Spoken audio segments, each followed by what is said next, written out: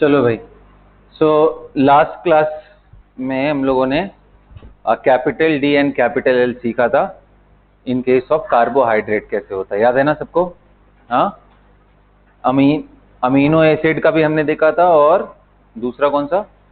Carbohydrate. Carbohydrate में मैंने आपको रेफरेंस मॉलिक्यूल बताया था। कौन सा रेफरेंस मॉलिक्यूल है डीएनएल के लिए? ग्लिसरॉल्डिहाइड। और वहीं से चीजें शुरू होती हैं। ठीक है, अब आ जाओ, इसमें थोड़ा सा और आगे बढ़ते हैं और पहले एक दो क्वेश्चन करते हैं, देखते हैं आप लोग क्या दिमाग लगाते हो। लिखो,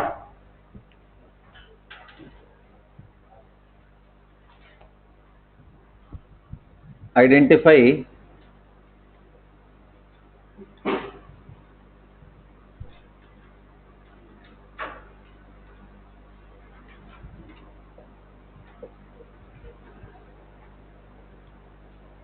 capital D and capital L in the following molecule.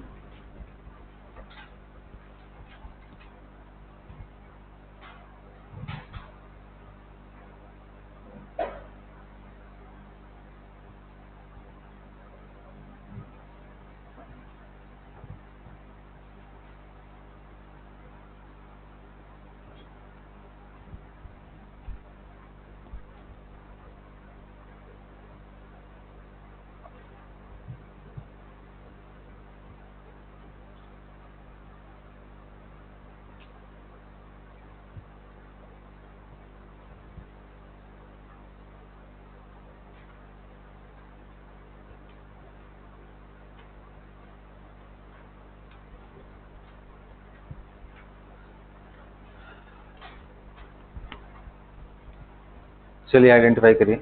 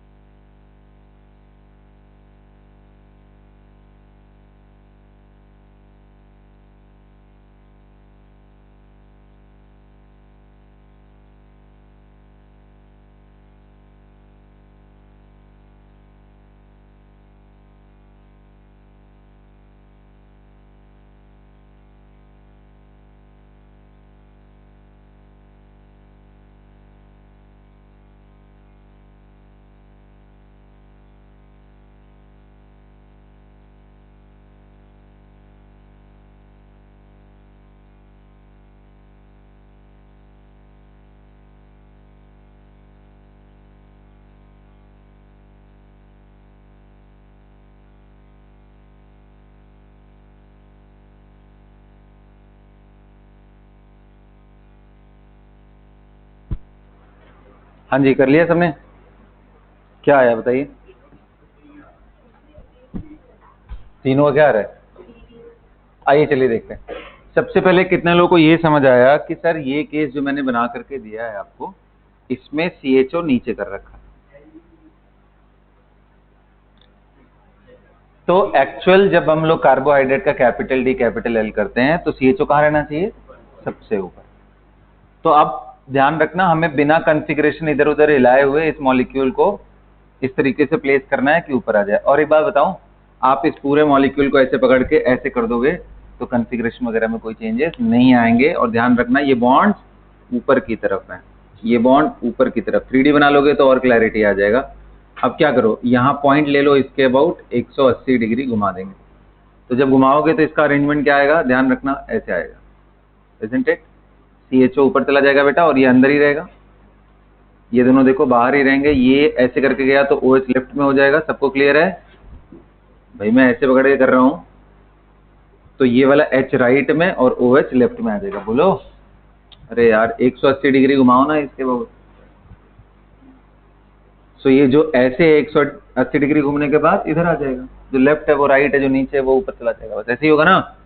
नीचे की तरफ देखेंगे तो बेटा जब आप इसको ऐसे घुमा रहे हो तो ये OH जो है वो कहाँ चला जाएगा? लेफ्ट में। H कहाँ चला जाएगा? यहाँ। और नीचे क्या आ जाएगा? CH2।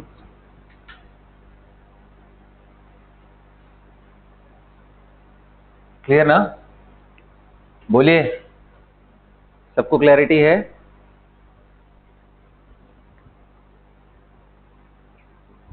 अब बताओ ये कौन सा वाला कन्फर्मर है? क्लियरली लेफ्ट साइड में है तो क्या हो गया? L। सॉरी, कन्फर्मर नहीं, रिलेटिव कॉन्फ़िगरेशन। कौन सा है ये? L। सबको क्लियर है? कितने लोग का सही हुआ ये हाथ उठाओ।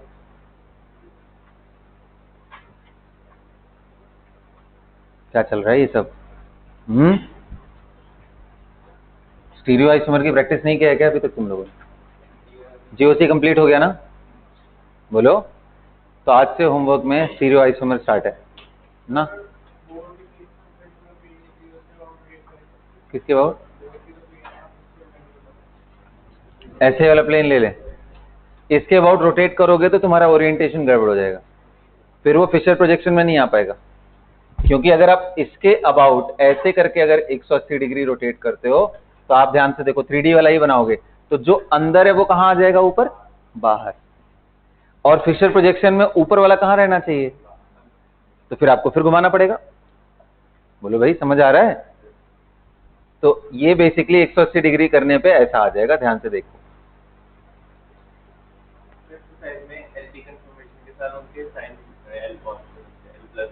हाँ बेटा, वो प्लस माइनस डेक्स्ट्रो लिवो के बारे में बताया तो था उस समय। पॉजिटिव नेगेटिव मतलब कि वो मॉलिक्यूल लाइट को किधर रोटेट करा रहा है पोलरिमीटर इंस्ट्रूमेंट में। अगर क्लॉकवाइज करा रहा है तो डेक्स्ट्रो, एंटी क्लॉकवाइज करा रहा है तो लिवो, है ना? फिर करें इसके बाद। तो ऐसे करने के बाद, हाँ जी, उसके बाद ऐसे ही नीचे वाला भी आ जाएगा आपका। बोलिए। तो जो CH2OH है वो ऊपर आ जाएगा और जो OH है वो नीचे चला जाएगा। So this is what you are going to get अगर आप ऐसे मॉलिक्यूल को फ्लिप करते हो। तो सारा ओरिएंटेशन ही गड़बड़ हो गया। ये फिशर प्रोजेक्शन है ही नहीं, क्योंकि फिशर में ये वाली लाइन कहां होनी चाहिए? फ्रंट। और ये वाली लाइन कहां होनी चाहिए? बैक। तो आपको फिर क्या करना पड़ेगा? फिर से एक बारी फ्लिप करना पड़ेगा, यानी यहां पकड़ करके अब ऐसे करना पड़ेगा। तो अब जैसे ही करोगे तो देखो ये लेफ्ट लेफ्ट साइड में आ जाएंगे, ये नीचे चला जाएगा, फिर यही मॉलिक्यूल आ गया ना। तो ओरिएंटेशन का ध्यान रखना है, वो गड़बड़ करोगे तो सब गलत हो जाएगा। क्लियर हुआ ना? तो जो गलती किया है उस हिसाब से अपने आप को एक्सप्लेन कर लो अपने नोटबुक में, क्योंकि ये चीज आप एग्जाम हॉल में भी कर सकते हो प्रेशर में। तो इसलिए जो बनाया है इसको आगे की तरफ करो। अरे भाई, एट द एंड आपको क्या चाहिए? इधर वाले ग्रुप आपको बाहर की तरफ चाहिए, तो ये अंदर है ना, इसको ऐसे खड़ा कर दो, मतलब फ्लिप कर दो बस ऐसे।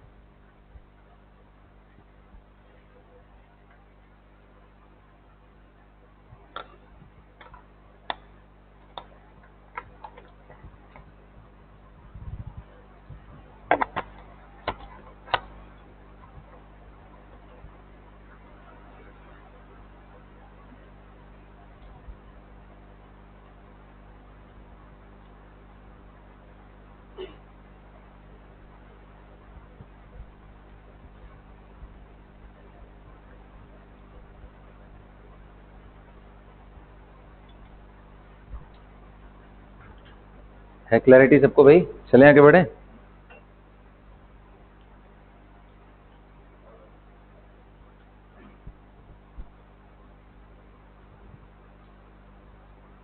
चलिए अगला देखते हैं। ये बताइए, ये कर लिया? ये तो आसान था। इसमें मैंने क्या समझाया आपको, अगर ये साइक्लिक ओरिएंटेशन करते हो तो कॉन्फ़िगरेशन चेंज नहीं होता, ये बताया पहले। तो यानी आप ऐसे करो, ऊपर क्या हो जाएगा CHO, ये OH और ये H। नीचे भी ऐसे कर लो कि ये नीचे हो जाए,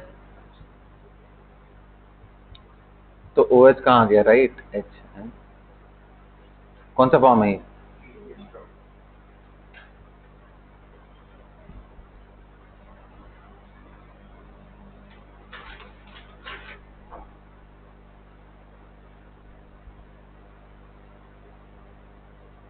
ये बताइए?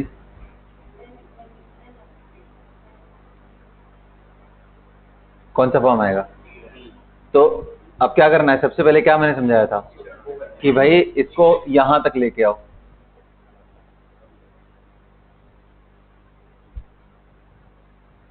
है ना, बोलो। ऐसा करने के बजाय ये बेटर रहेगा कि आप इसको इक्लिप्स फॉर्म में इसके साथ ही रखो। हाँ बिल्कुल, मैं सोच रहा था कि ऐसे ओरिएंटेशन करके कर दूं, बट हाँ हाँ कोई दिक्कत नहीं, CH2OH को ही ऊपर कर दो, क्योंकि वर्टिकल लाइन पे CH2OH को रहना है।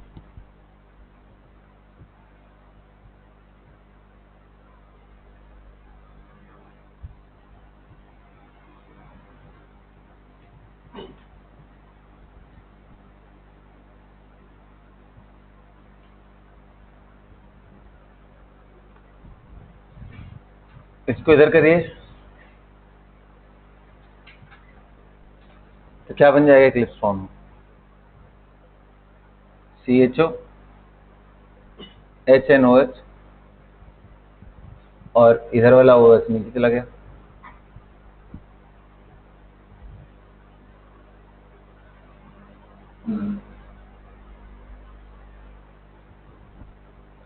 और इसको सीधा वर्टिकल कर देंगे तो क्या आएगा, बोलो हर्षित, तुम्हारी आवाज आ रही है, बताओ, कुछ पूछ रहे हो? ठीक है, तो तुम्हारा ऑडियो ऑन है बेटा, राइट। तो आपका ये CHO कहाँ चला गया बेटा, अंदर, और यहाँ वाला जो CH2OH था वो नीचे आ गया। सबको क्लियर है ना, ये ऐसे था, और ये जो OH है ये बाहर की तरफ आ गया।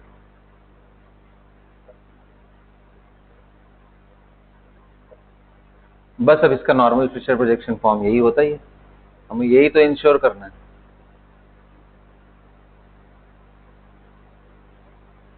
कौन सा फॉर्म हो गया, D फॉर्म।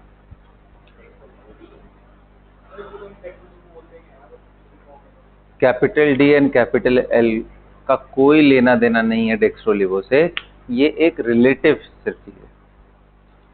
इनफैक्ट मैंने आपको ये भी समझाया था, RS का भी कोई लेना देना नहीं है डेक्स्ट्रोलिवो से, क्योंकि RS हमने बनाया है, प्रायोरिटी ग्रुप का सेट करके हम लोगों ने डेवलप किया है कि भाई ये R है, ये S है।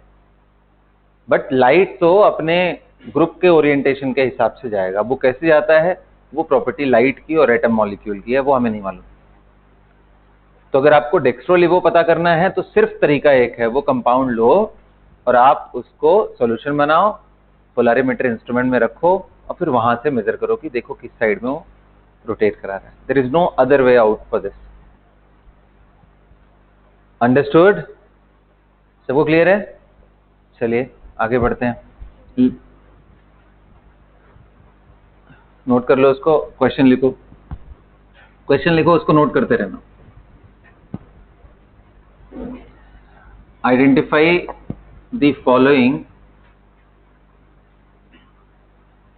identify among the following molecule the optically active form. Identify among the following molecule the optically active form.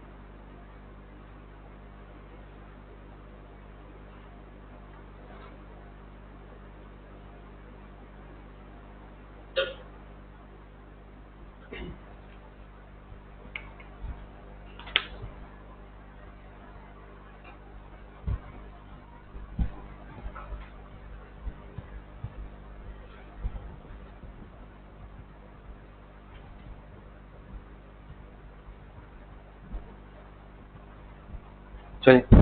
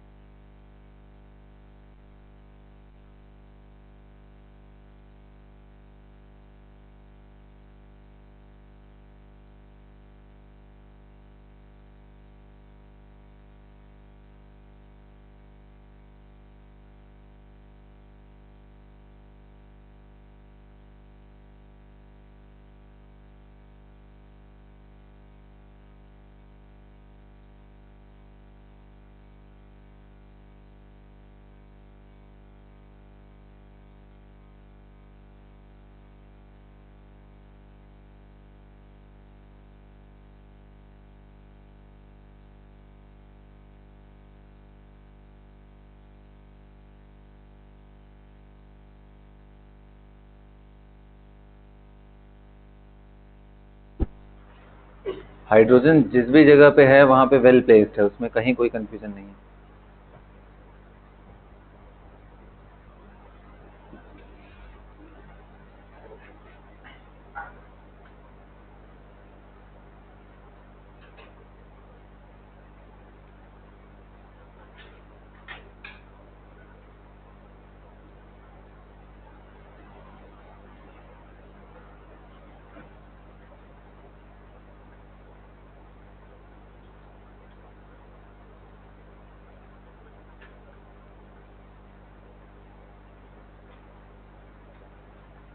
Module लेके आए हो आप इसका?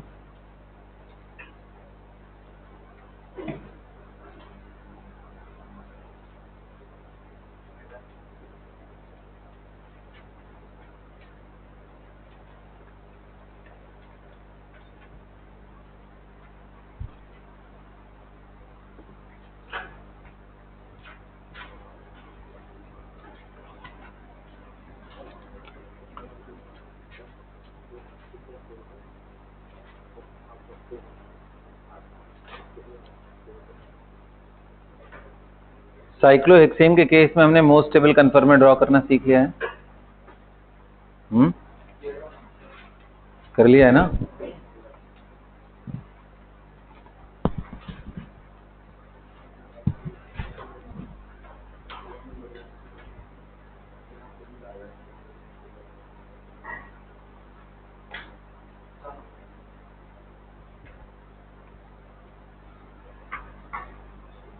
चलो बेटा, हो गया? और दे दूं? कुछ और मॉलिक्यूल ऐड कर दूं इसमें?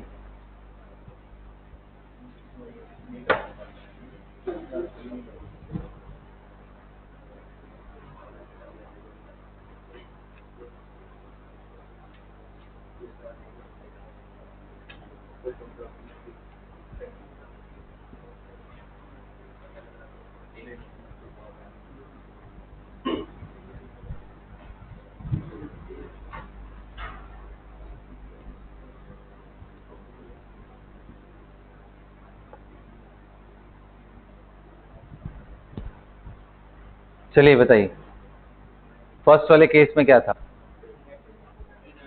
सबको दिख रहा था? किसी को कोई कंफ्यूजन? उसमें प्लेन ऑफ सिमेट्री थी। सेकंड में क्यों? सेंटर ऑफ सिमेट्री दिख रही है ना? बोलिए। पहले वाले में पीओएस में कोई डाउट तो नहीं है ना किसी को? ऊपर CH3 नीचे H, ऊपर CH3 नीचे H। इधर तो चलो कुछ भी हो जाए, क्या फर्क पड़ता है? अगर यहां से प्लेन पास कर दोगे तो गया काम। बट फिर भी आप वहां पे भी देखोगे तो प्लेन, बहुत सारे प्लेन है इसके अंदर इसके बोर्ड सिमेट्री का। अगले वाले केस में क्या था, HCH3 और ऊपर क्या था CH3H। तो यहां से देखो, और ऊपर नीचे भी देखोगे तो यहाँ HD था तो यहाँ DH था, ये सुनो। तो यहाँ ऊपर है यहाँ नीचे है, तो सेंटर के about to and fro equal distance जाने पे हमें आइडेंटिकल ग्रुप्स मिल रहे हैं, तो COS is there, so optically inactive. How about this? हाँ, yes, this is very very important कि इस जगह पे क्या है, sp3 हाइब्रिडाइज्ड। sp3 हाइब्रिडाइज्ड होने की वजह से ये ऐसे क्या है, घूम गया। तो जब ये घूम जाएगा तो ये और ये अगर ये प्लेन में है तो ये क्या है, परपेंडिकुलर। एक प्लेन में है तो दूसरा क्या है, perpendicular.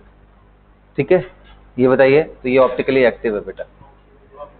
POS is not there, COS is not there, optically active, मतलब इसका डेक्स्ट्रो एंड लिवो फॉर्म दोनों मिलेगा। बताइए, ऑप्टिकली एक्टिव है, बोलो क्या आ गया ये, प्लेन से, याद है ना, ऑर्थो सब्सटीट्यूटेड बाईफिनाइल, उसमें इनके इनके बीच रिपल्शन होने से ये आउट ऑफ प्लेन होते हैं और ये ऐसे ऑटोमेटिक घूम नहीं सकते हैं, क्योंकि अब इसे बॉन्ड ब्रेक करना पड़ेगा तभी बीच से वो जा पाएगा। अगर हाइड्रोजन हाइड्रोजन रहता तो नॉर्मल रोटेशन वो चलता रहता। समझ आ रहा है? तो ये ऑप्टिकली एक्टिव है, no POS and no COS। Again यही चीज आप लिखोगे, यहाँ पे ये प्लेन में है तो ये परपेंडिकुलर। सबको क्लियर है ये बात? हाँ जी, ग्रेट, कोई कंफ्यूजन नहीं है ना इसमें? चलो बढ़िया। अब हेडिंग डालो आप लोग। दो और रह गए, कौन से दोनों? अच्छा, वो दो, एक ट्रिपल बॉन्ड, मतलब क्यूमुलेटेड इन में 3 बार ही था बॉन्ड, यहाँ HCH3 और यहाँ HCH3 है ही है ना, और एक में 2 बारी है और एक HH है और एक तरफ DD। बताओ भाई, ये optically, this one is inactive ना, क्या हो गया?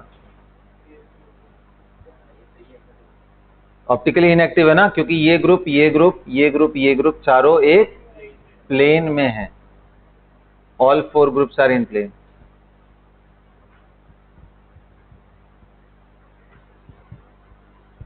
और ये बताइए,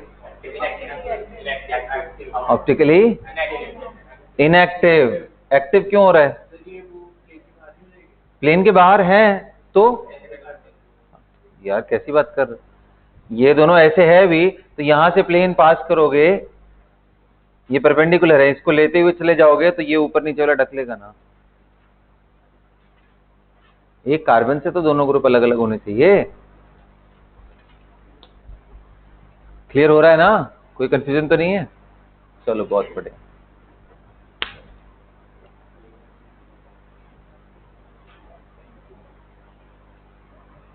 मुझे ये बताओ, साइक्लोहेक्सेन में 1,4 di methyl cis and trans दोनों फॉर्म में, आप मुझे बताओ कितने ऑप्टिकली एक्टिव फॉर्म को ये आ रहा है क्या? क्वेश्चन लिखो तो, find the number of stereo isomer possible for 1,4 dimethyl cyclohexane.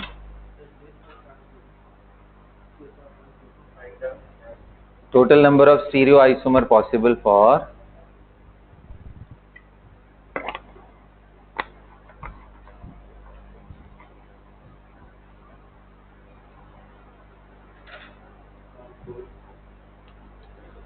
Total number of stereo isomer possible for किसके लिए? 1,4 डाइमिथाइल साइक्लोहेक्सेन।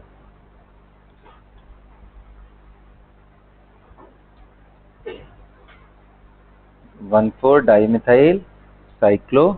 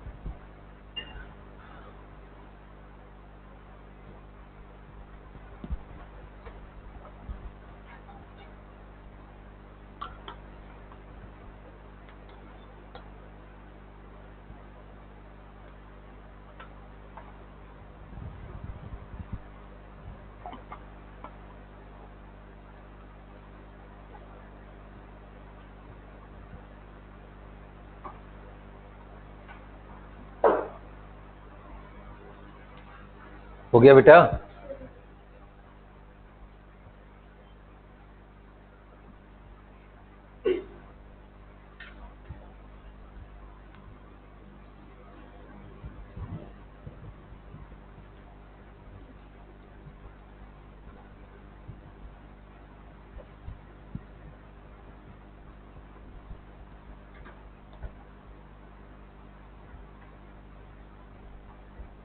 सब्जी बोलो यार, किया जाए हम लोग? आइए। तो कितने लोग कह रहे हैं कि सर आपने बोला है कि 1/4 रहना चाहिए, यही हो गया? और अगर हम स्टीरियो आइसोमर को ध्यान देने लग जाएं तो सबसे पहले हम ज्योमेट्रिकल देख लेते हैं। तो कितने लोग कह रहे हैं इसको अप कर देंगे तो कौन सा फॉर्म बन जाएगा? सिस। या तो ये फॉर्म या तो डाउन डाउन, और दूसरा कौन सा बनेगा? ट्रांस। हमेशा याद रखना, स्टीरियो आइसोमर कभी भी पूछे तो पहले ज्योमेट्रिकल ड्रॉ कर लो और फिर हर एक ज्योमेट्रिकल फॉर्म को चेक कर लो क्या ये ऑप्टिकली एक्टिव है क्या। अगर है तो एक मिरर इमेज भी बनेगा, नहीं है मतलब ही नहीं। कितने लोग कह रहे हैं कि सर इन दोनों में से कोई भी फॉर्म एक्टिव नहीं है, क्योंकि यहां तो चलो दो प्लेन मिल रहा है जिसके अबाउट सिमेट्रिक है, एक ये और एक डायरेक्टली यही वाला वर्टिकल, और यहाँ ये तो नहीं मिल रहा है लेकिन ये तो मिल रहा है। और इसके अंदर कितने लोगों को दिख रहा है? सेंटर ऑफ सिमेट्री भी है। अब लेकिन इसमें थोड़ा सा कंफ्यूजन, चलो एक बार चेक करेंगे centre of symmetry in the chair form. इसके दोनों कन्फर्मर ड्रॉ करो तो। चेयर के दो कन्फर्मर बनते थे ना चेयर के, अरे एक फ्लिप करने से पहले एक फ्लिप करने के बाद बनाओ, इस वाले का फॉर्म का बनाओ, ट्रांस का। तो आंसर इसके सिर्फ दो ही स्टीरियो आइसोमर होंगे और दोनों ज्योमेट्रिकल होंगे, ऑप्टिकल इनमें से कोई भी नहीं।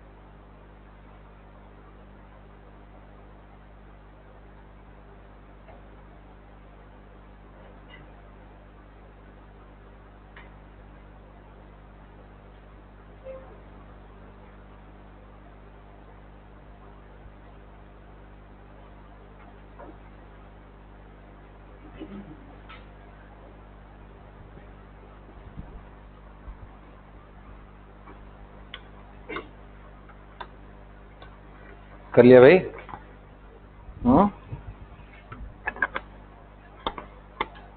बताइए कौन से फॉर्म में आपको दिख रहा है, COS या POS? बनाए?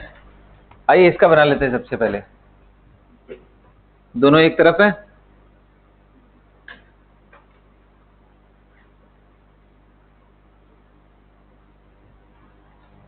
बोलो भाई। तो ये अप एंड डाउन, यहाँ पे अप है दोनों, तो मैं एक काम करता हूँ, CH3 को अप कर देता हूँ और यहाँ पे भी CH3 को अप कर देता हूँ। कितने लोग कह रहे हैं कि सर ये एक इक्वेटोरियल है दूसरा एक्सियल है, फ्लिप करने के बाद भी वही चीज बनने वाली? ये सुनो, तो plane of symmetry I hope इस फॉर्म में भी आपको दिख रहा होगा। ये पॉइंट, ये पॉइंट, ये पॉइंट और ये पॉइंट पकड़ करके करोगे तो this side and that side are mirror image of each other. ये सुनो, बोलो। चलो अच्छा, दूसरे फॉर्म में भी आ जाओगे तो देख लोगे। और कितने लोग कह रहे हैं कि अगर सर इसी फॉर्म में मैं यहां से ट्राई करता, जो कि साइक्लिक में दिख रहा था यहाँ बीच वाले से, ये दो पॉइंट पकड़ के मैं अगर प्लेन पास करूंगा तो that will not be mirror image. Realistic molecule को ही पकड़ करके हमेशा करना है, ठीक है? आइए about, let's check this one.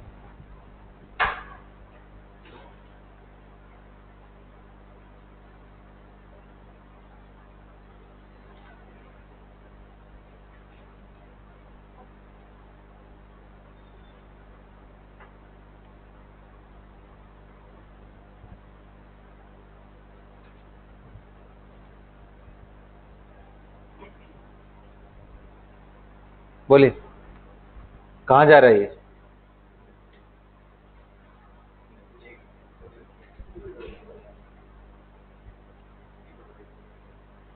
तो एक हमारा अप है, एक डाउन है।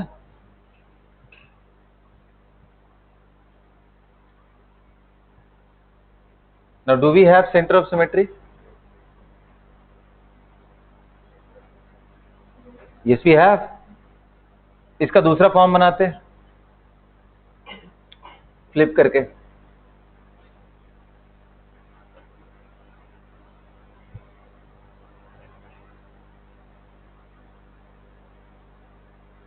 ये दोनों क्या है? Axial axial. अब दोनों क्या हो जाएंगे? Equatorial. Now do we have centre of symmetry here also? Yes we do. तो ठीक है, इसके पास COS भी है और POS भी है in any of its conformeric form. सबको क्लियर है ना? लिखो अगला क्वेश्चन लिखो।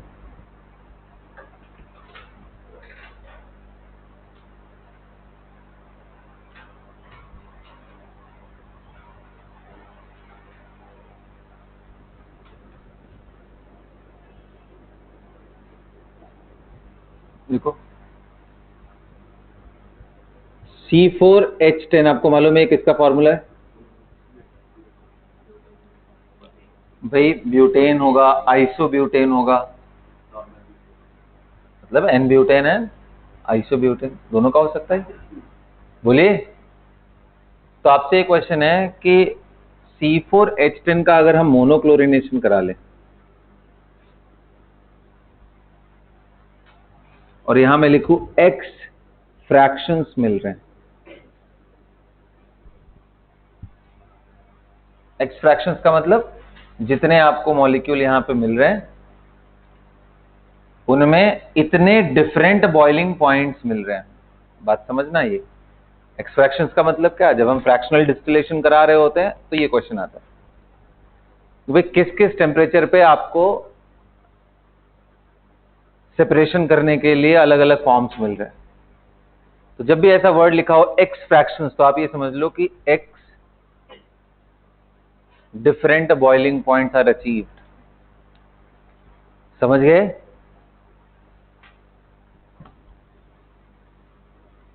But Y isomers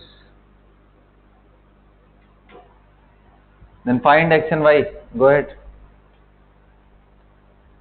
X fractions and y isomers. Fractions मतलब different boiling point. ये फ्रैक्शनल डिस्टिलेशन की टर्मिनोलॉजी करिए।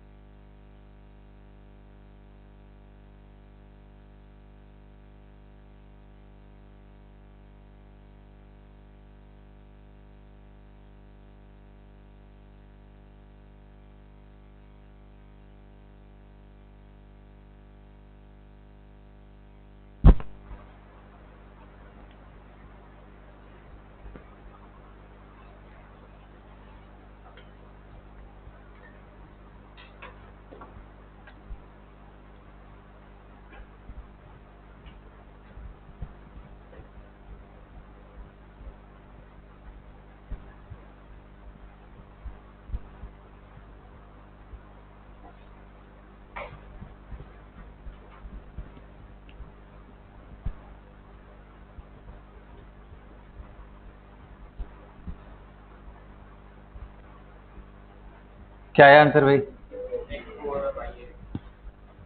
चेक कर लेते हैं।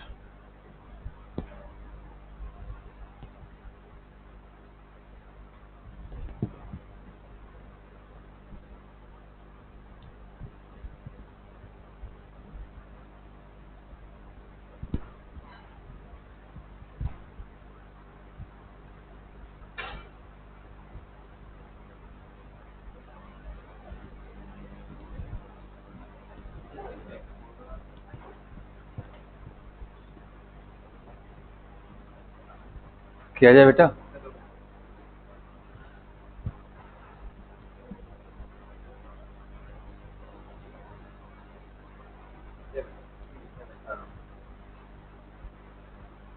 कह रहे हैं आप? आइए चलिए चेक करते हैं। सबसे पहले तो मैं चाहूंगा कि आप ना इसका एक स्केलेटन बनाओ। एक ये पॉसिबिलिटी है, दूसरा स्केलेटन क्या बन सकता है? बस यही दो पॉसिबिलिटी है बेटा, C4H10 से यही। अब हमें करना क्या है, जब हम क्लोरीनेशन करा रहे होते हैं, मोनोक्लोरो डेरिवेटिव्स बना रहे होते हैं, ये हमने पढ़ लिया है, मैकेनिज्म इसका पढ़ा है ना। सबसे पहले ये ब्रेक करेगा, Cl डॉट आएगा, दैट डॉट, ठीक है, एंड फिर उसके हिसाब से क्लोरीन। तो हमारे पास जो पॉसिबल प्रोडक्ट आएंगे वो आएगा एक क्लोरीन यहाँ, दूसरा क्लोरीन यहाँ। कितने लोग कह रहे हैं फिर एक ही बात हो जाएगी और कहीं जाएंगे तो? ये दोनों पोजीशन पहले दूसरे के जैसे ही हैं, तो यहीं कराए। यहाँ पे करा रहे होंगे तो कितना बनेगा? तो ये 3 कार्बन एक जैसे हैं, ये कार्बन, ये कार्बन, ये कार्बन, और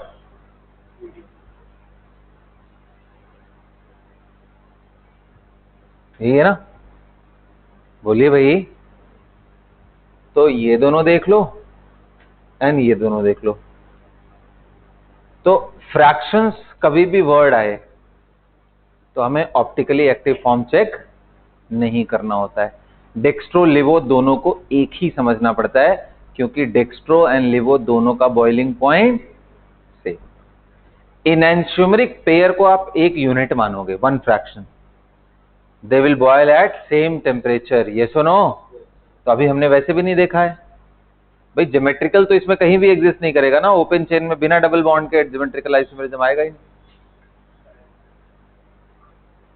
तो ऑप्टिकल का ही चांस है, और ऑप्टिकल आई गेस आपको दिख रहा होगा कि ये ऑप्टिकली एक्टिव सेंटर हो गया, क्योंकि चारों ग्रुप अलग अलग है, कायरल सेंटर है, कोई मॉलिक्यूल में पीओएस सीओएस नहीं होगा, तो इसके दो फॉर्म आएंगे, डेक्स्ट्रो प्लस लिवो।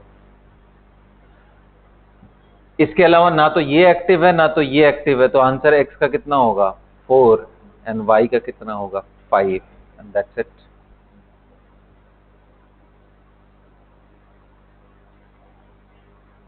आइसोमर में तो हम सब काउंट करेंगे ना, जब नॉर्मल आइसोमर है और ये ऑप्टिकली डेक्स्ट्रो प्लस लिवो, दो फॉर्म आएगा।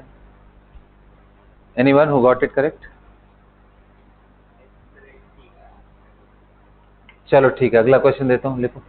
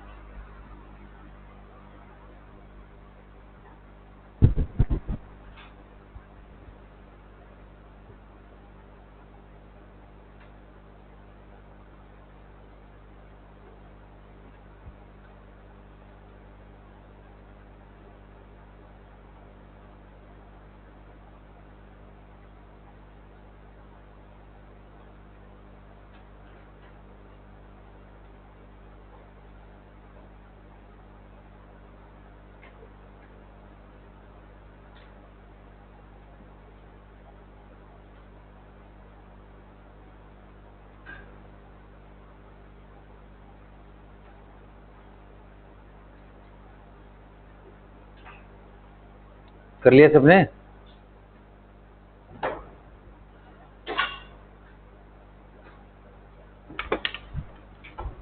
अगला क्वेश्चन लिखिए।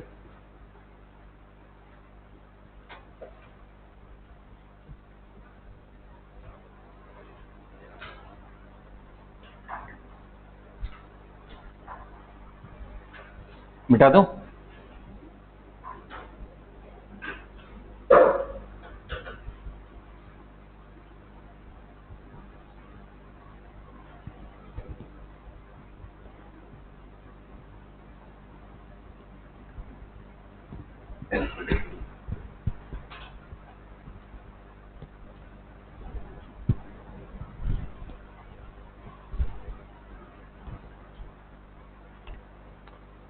देखिए, सेम क्वेश्चन रिपीट करिए फॉर C5H12।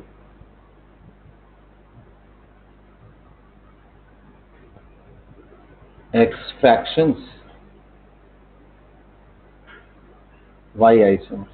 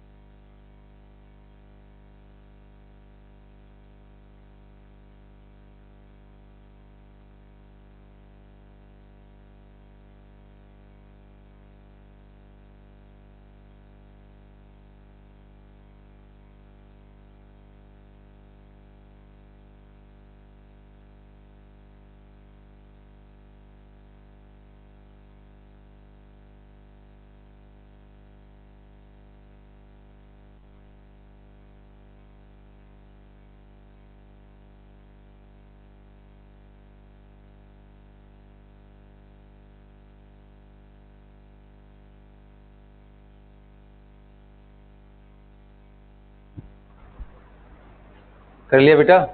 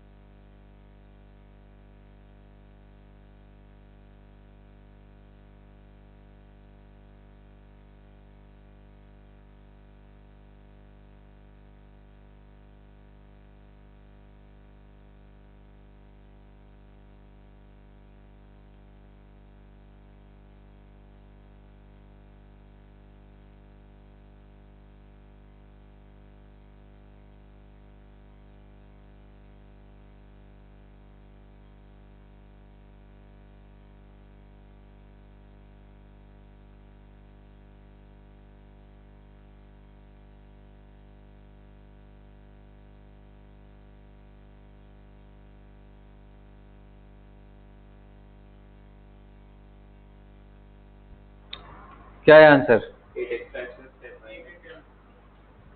8 and 10 आया है। चलो देखते हैं कितने लोग आया 8 and 10।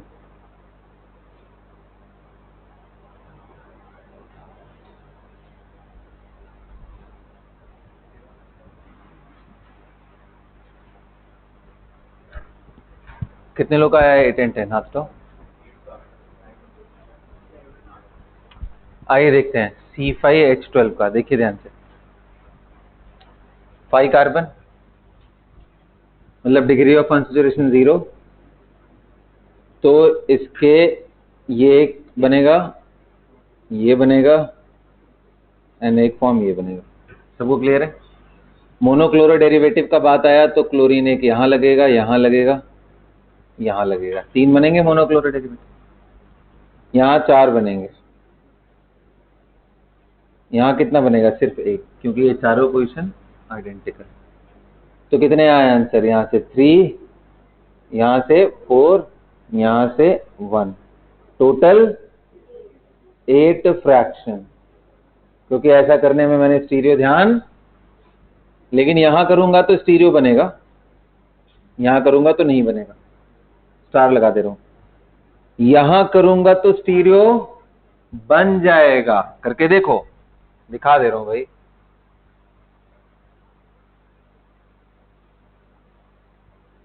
दिख रहा है? अब स्टीरियो बन गया ना?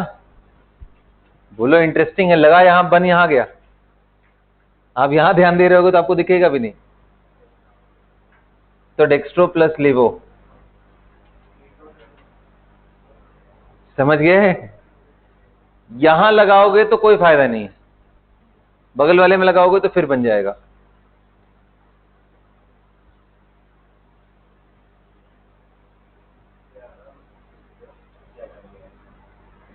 कितने हुए प्यारे बच्चों? ओ माय गॉड, OMG हो गया तुम लोग का। तो बस मेरे ख्याल से 8 and 10 आएगा आंसर। 11 आएगा? किस में बन रहा है? अरे यहां से और यहां से एक एक आइसोमरी तो एक्स्ट्रा हुए। अच्छा, यहाँ यहाँ और ऊपर वाले में, हाँ सही सही, यहाँ से B + L। Right answer is 11। X कितना हुआ? 8, Y कितना हुआ? 11। मजा आ रहा है करने में? तो बस कराऊं इस पे, और कोई वैरायटी नहीं कराता हूँ, कुछ एग्जाम के लिए भी रख देता हूँ, टेस्ट करने के लिए। चलो अब हेडिंग डालो आप। Relation between observed angle of rotation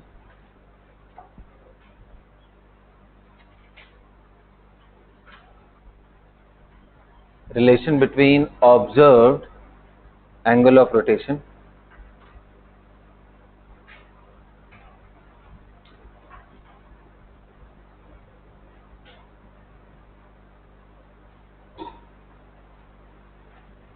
relation between observed angle of rotation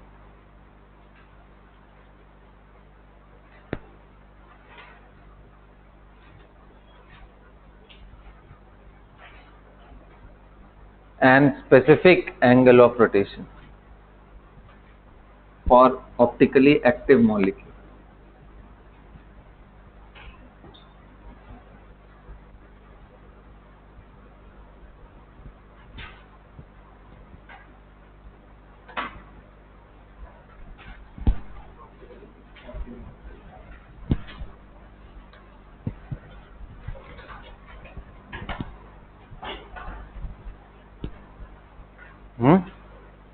Optically active molecules. Understood? बोलिए।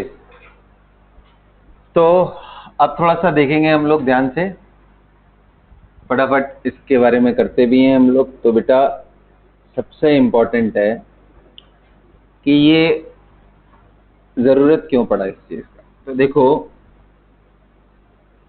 हमारा पोलारिमीटर इंस्ट्रूमेंट का एक रफ स्केच में बता रहा हूं कैसा होता है। यहां पे हम मोनोक्रोमैटिक लाइट का सोर्स लेते हैं, मोनोक्रोमैटिक।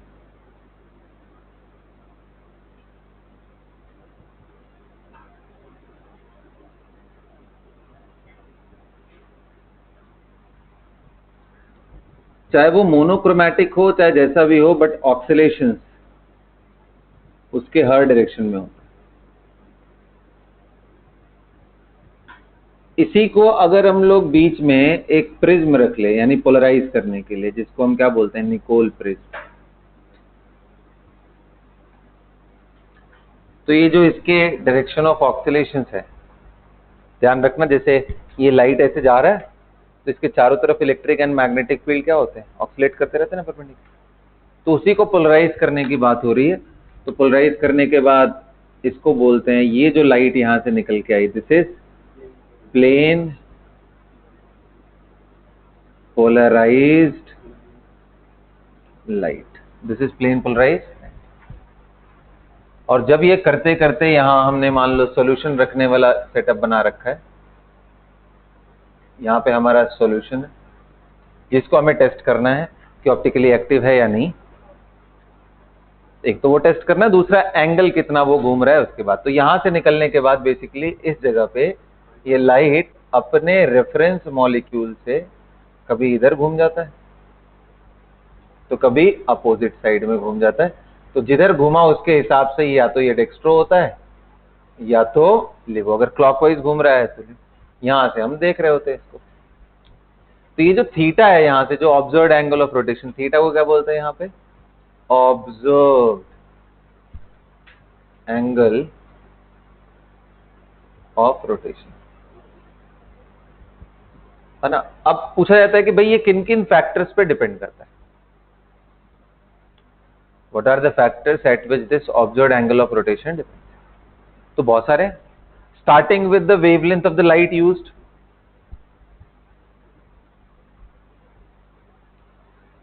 फैक्टर्स अफेक्टिंग, ये मैं क्या दिखा रहा हूं आपको, फैक्टर्स अफेक्टिंग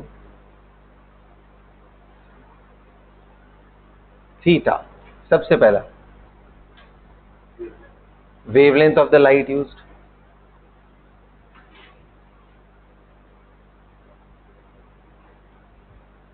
आप उसको बदलोगे, सेम ही मॉलिक्यूल, सारे कंसेंट्रेशन सब कुछ।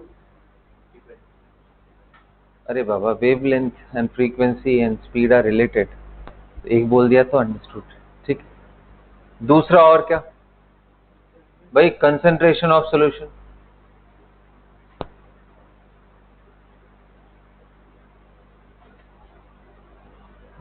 तीसरा और क्या, ये जो लेंथ है,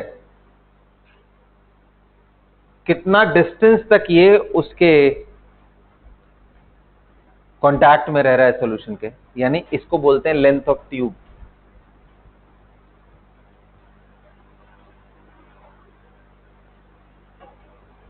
यहां पे जो कंसंट्रेशन हम लोग जनरली रिपोर्ट करते हैं, ग्राम पर एमएल में रिपोर्ट करते हैं।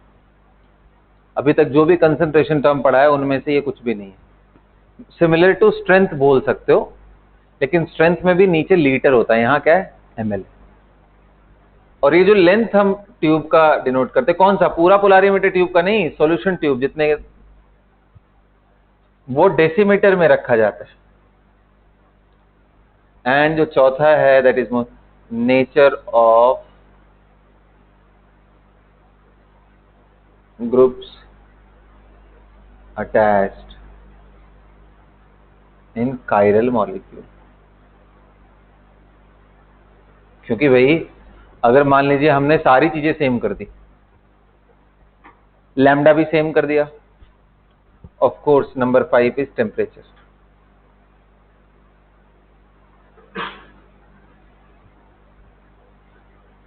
सॉल्यूशन का टेम्परेचर क्या है उस पर, मान लीजिए मैंने टेम्परेचर भी सेम कर दिया, लेंथ ऑफ द ट्यूब भी सेम कर दिया, उसका कंसंट्रेशन भी मैंने बना लिया एक फिक्स वैल्यू 1 ग्राम पर एमएल या 2 ग्राम पर एमएल का, और वेवलेंथ भी फिक्स कर दिया। तो क्या जब ये फिक्स कर देंगे तो अलग अलग मॉलिक्यूल के लिए थीटा सेम आएगा? बिल्कुल नहीं। फिर क्यों बदल रहा है? क्योंकि उन सभी में अलग अलग atoms and group of atom का कॉम्बिनेशन है।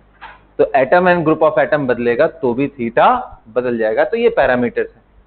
अब भाई इतने पैरामीटर्स हैं, हमें तो एक मॉलिक्यूल को किसी एक चीज से ही आइडेंटिफाई करना है। जब तो वे काम करेंगे, सबको फिक्स करना शुरू करेंगे, और जब सबको फिक्स करना शुरू करेंगे तो यहीं से ये टॉपिक स्टार्ट होता है, जिसको हम क्या बोलते हैं? Specific angle of rotation.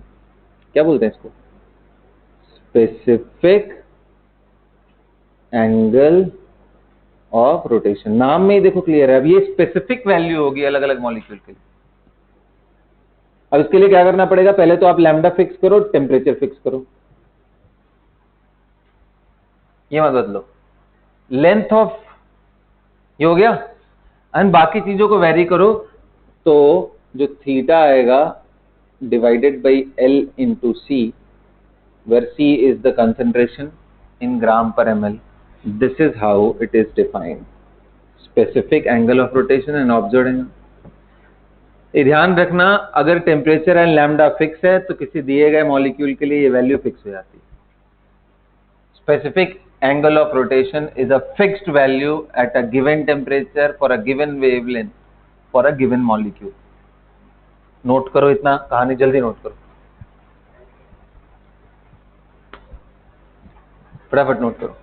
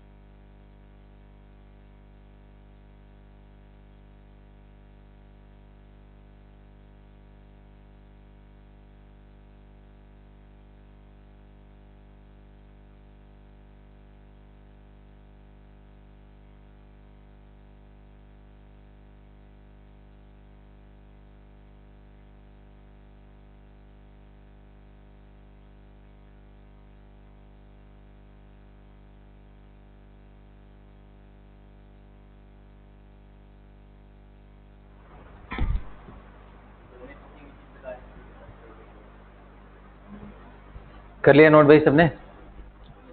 चले आगे। बेटा एक बात बता, charge and charge by mass में कोई फर्क नहीं होता? चार्ज को नॉर्मल चार्ज बोलते हैं, इसको स्पेसिफिक चार्ज बोलते हैं। तो ये एंगल ऑफ रोटेशन था, ये स्पेसिफिक एंगल ऑफ रोटेशन है, because this value depends on L and C as well. तो अगर हम divided by L and C कर देंगे तो ये वैल्यू क्या हो जाएगी? एक फिक्स्ड वैल्यू हो जाएगी। अरे बात समझ में? वही तो मैं लिखवा रहा था कि theta for the same solution varies by the length of the tube as well as the concentration, even if the other parameters are constant like temperature, lambda and even the molecule is same. तो ऐसे दो अलग अलग molecule को पकड़ करके उनका theta आप सेम करा सकते हो बाई वेरिंग दीज थिंग, लेकिन अल्फा वैल्यू सेम नहीं करा सकते हो। वो फिर एक फिक्स कैरेक्टरिस्टिक प्रॉपर्टी हो गई मॉलिक्यूल की कि अगर ग्लूकोज का अल्फा इतना है तो वो उतना है, provided temperature and wavelength fix रहे। बाकी आप कंसंट्रेशन कुछ भी कर लो, लेंथ ऑफ ट्यूब कुछ भी कर लो, अल्फा की वैल्यू फिक्स हो जाएगी फिर उसके। इसलिए तो लेके आ रहे हैं ताकि हम कैरेक्टराइज कर पाए किसी मॉलिक्यूल को। तो इसलिए देखोगे ग्लूकोज लिखा रहेगा डी फॉर्म का, तो उसके नीचे उसकी वैल्यू लिखी रहती है भाई कितना एंगल ये रोटेट कराता है। वो क्या रहता है? थीटा नहीं, थीटा कभी डिनोट नहीं करेगा क्योंकि वो कोई एक फिक्स्ड वैल्यू है ही नहीं, वो तो वेरिएबल है। थीटा दे रहा है तो उसको कंसंट्रेशन, ट्यूबलेंथ सब लिखना पड़ेगा, लेकिन अल्फा दे रहा है तो कुछ लिखने की जरूरत नहीं, because that will be a constant value. So basically ऐसा लिखना चाहिए, theta proportional to L, theta proportional to C, but theta upon L C is a constant value and that value is known as alpha. Understood ना? बोलो भाई। तो इसमें जो angles वगैरह है वो मैंने आपको क्लियर कर दिया कि वो एंगल्स क्या आ रहे हैं, करेक्ट?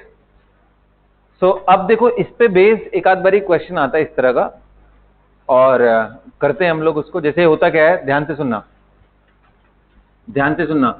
अगर मान लो मैंने ये दो फॉर्म ले ली ना, और एक इसका भाई ले लिया, मतलब ये आपको मालूम है अगर ये अल्फा है तो ये माइनस अल्फा होगा। बोलिए भाई। एक डेक्स्ट्रो है तो दूसरा लिवो होगा, और एंगल, स्पेसिफिक एंगल इनके बिल्कुल बराबर हो। सबको क्लियर आ रहा है? बात समझ में आ रहा है? दोनों का स्पेसिफिक एंगल, अगर इन दोनों का मिक्सचर मान लो मैंने ले लिया तो चांसेस है सॉल्यूशन ऑप्टिकली इनएक्टिव भी हो जाए, मतलब लाइट को रोटेट ही ना कराए वो। कैसे? जब आप 50% ये ले लो और 50% ये ले लो, isn't it? क्योंकि 50% molecule, so alpha and minus alpha, if 50% dextro and 50% लिवो will be optically inactive, and this is termed as, इसको क्या बोलते हैं? रेसिमिक मिक्सचर बोलते हैं। इनएक्टिव ड्यू टू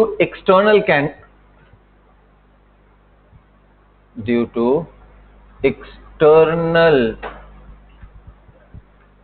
कॉम्पनसेशन, मतलब कि एक फॉर्म ने इधर घुमाया तो दूसरे फॉर्म में इधर घुमा दिया एक्सटर्नली। जबकि एक देखो मेजो फॉर्म भी होता है,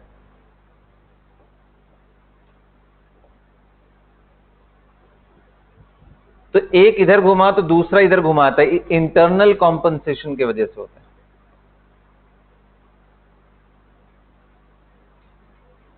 optically inactive due to internal compensation, और ये एक्सटर्नल कॉम्पनसेशन। तो कभी कभी ना ऐसे क्वेश्चंस आते हैं जिसमें इनके परसेंटेजेस इधर उधर कर देता है। जैसे मान लो ऐसा बोल दिया कि भाई डेक्स्ट्रो वाले का एंगल मान लीजिए 60 डिग्री था, तो नेचुरली इसका कितना हो जाएगा? कितना हो जाएगा? -60। क्या बोल रहे हो भाई, 40 कहां से? 60 डिग्री लिख रहा हूं यहां पे। अगर इसका एंगल ऑफ रोटेशन कितना है? 60 डिग्री, तो ये कितना है? -60 डिग्री। अब मान लो मैंने ऐसा ले लिया कि कोई सॉल्यूशन लिया जिसमें 40% ये ले लिया या 30% ये ले लिया, तो नेचुरली 70% ये हो जाएगा।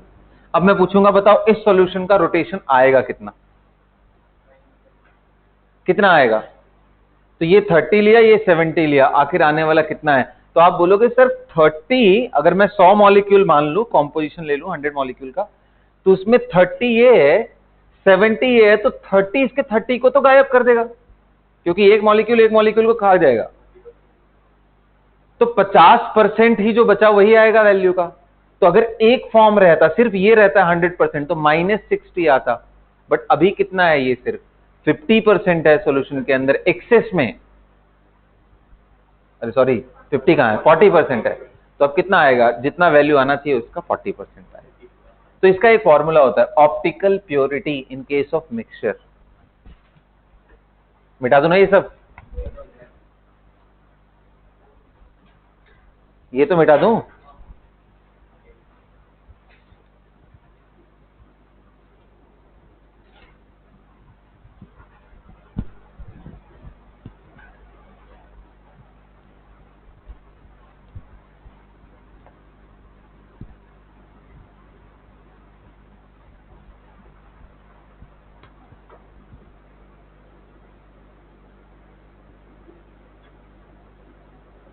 ऑप्टिकल प्योरिटी कैसे निकालते हैं इसको? Observe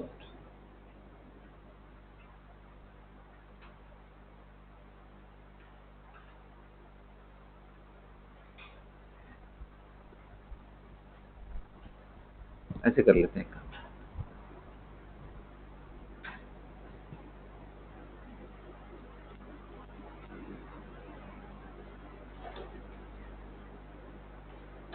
angle of rotation of solution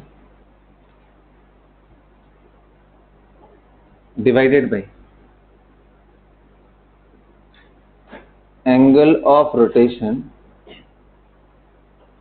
of pure form into 100, ये परसेंटेज ऑप्टिकल प्योरिटी। या इसी को इनएंशियोमर इन एक्सेस भी बोलते हैं, इनएंशियोमर इन एक्सेस, क्योंकि ये प्योरिटी आएगा भी किसके लिए? इसी की वजह से तो आएगा भाई, जो एक्सेस फॉर्म बचा रह गया उसी की वजह से तो कोई ना कोई रोटेशन आ रहा होगा ना। तो ऑप्टिकल प्योरिटी बोलना या इनएंशियोमर इन एक्सेस बोलना एक ही बात है। अब इसमें पूछा जाए कितना इनएंशियोमर एक्सेस में था, तो आप क्या बोलोगे? 40%। और ऑप्टिकल प्योरिटी भी निकालोगे तो कितना आएगा? 40% ही, क्योंकि 30-30 तो एक दूसरे को खा गया। तो इसमें देखो क्वेश्चन कैसे बनते हैं, इसमें दो तरीके का होता है। एक तो परसेंटेज दे करके एंगल पूछना, तो आपसे पूछेगा कि ये एंगल कितना होगा, और आपको अल्फा दे रखा है, तो ये एंगल कितना होगा नहीं निकाल लोगे। Kind to calculate this angle, very simple, alpha क्या रखोगे? -60। क्यों? क्योंकि जो एक्सेस में था उसी का वैल्यू नीचे रखना है, क्योंकि सॉल्यूशन का नेचर भी वैसे ही बन जाएगा ना। वो नीचे कर दिया। ऑप्टिकल प्योरिटी इसमें से देख लो, optical purity is equal to 70 - 30, कितना आ गया? अब ये क्यों कर रहे हैं बेटा? क्योंकि 30% दिस, 30% लिवो को खा जाएगा। आ रहा है सबको समझ में बात? इस वजह से तो एक तो तरीका ये होता है, ये यहां रख दिया एंगल ऑफ रोटेशन। दूसरा क्वेश्चन ऐसे आ जाता है कि डेक्स्ट्रो एंड लिवो का कॉम्बिनेशन लेकर के बोलेगा कि इसका जो सॉल्यूशन आया अल्फा सॉल्यूशन, से फॉर एग्जांपल वो 20 डिग्री आया, -20 डिग्री, और उसमें दे देगा alpha of dextro form is equal to, assume करो 60 डिग्री। तो बताओ इसमें ऑप्टिकल प्योरिटी कितना है? तो भी आसान है, इस बार ही उल्टा कर दिया। इसने सॉल्यूशन का ये दे दिया तो मैं ऊपर रख दूंगा यहां, और नीचे क्या रखूंगा? अल्फा डी का नहीं, डेक्स्ट्रो का नहीं, अल्फा एल फॉर्म का रखूंगा, क्योंकि जो एक्सेस है वही नीचे रहना चाहिए। अरे बाबा, या तो मॉड्यूलस ले लो, हमें तो पता ही करना है ना। वो नीचे रख दो, इंटू 100 कर दोगे तो ऑप्टिकल प्योरिटी आ जाएगी। और ऐसे केस में मान लो ऑप्टिकल प्योरिटी निकालना हो तो निकल नहीं जाएगा जी। Optical purity is equal to -20 divided by -60 into 100, या फिर इसको मॉड ले लो, बात ही खत्म करो। कितना आ गया ये? 33.33% प्योर है। इसका मतलब 66.66% रेसमाइज हो चुका है। इसका मतलब कि 33.33 प्लस 33.33 एक डेक्स्ट्रो था, एक लिवो था। एक्सेस कौन सा फॉर्म है जो नेचर आ रहा है सोल्यूशन का, माइनस आया था ना, तो आप बोलोगे ये 33% एल एक्स्ट्रा था। तो यानी एल अगर पूछा जाए तो कितना है, 33 प्लस 33 66। डी कितना है, इतना है। तो ऐसे क्वेश्चन भी आते हैं कि भाई आपको इस तरीके से कैटेगराइज करना। तो दोनों तरीके का है, बड़ा सिंपल सा होता है, कॉमन सेंस बेस्ड क्वेश्चन है ये सब, इतना कुछ है नहीं। एक आधा एग्जाम्पल आपके मॉड्यूल में भी दिए हुए हैं, आप वहां से भी थोड़ा एक्सट्रैक्ट कर लेना, पढ़ो। And we are done with the stereochemistry completely. Okay, optical purity का मतलब किसके वजह से एंगल रोटेट हो रहा है। तो भाई जब रेसमिक जितना भी है उसके वजह से तो एंगल गायब हो गया ना बेटा। अब आप ऐसे सोचो कि अभी मैं यही समझा रहा था कि अगर 30% डेक्स्ट्रो हो और 70% लिवो हो, तो 30% डेक्स्ट्रो का 30% लिवो को खा जाएगा, क्योंकि ये जितना क्लॉकवाइज में रोटेट करेगा उतना ही ये एंटी क्लॉकवाइज में। बचा कितना, 40%, जो कि एंगल को रोटेट कराने के लिए मेनली रिस्पॉन्सिबल है। तो जो बचा वही ऑप्टिकल प्योरिटी है, जो बचा वही इनैंशियोमर इन एक्सेस है। एक्सेस कितना है इनैंशियोमर इन, समझ आया? अच्छा, और बाकी इनैंशियोमर्स पूछे जाए कि डेक्स्ट्रो कितना है, लिवो कितना है, तो आप उस हिसाब से कैलकुलेट करके बता देना। So we are done with this.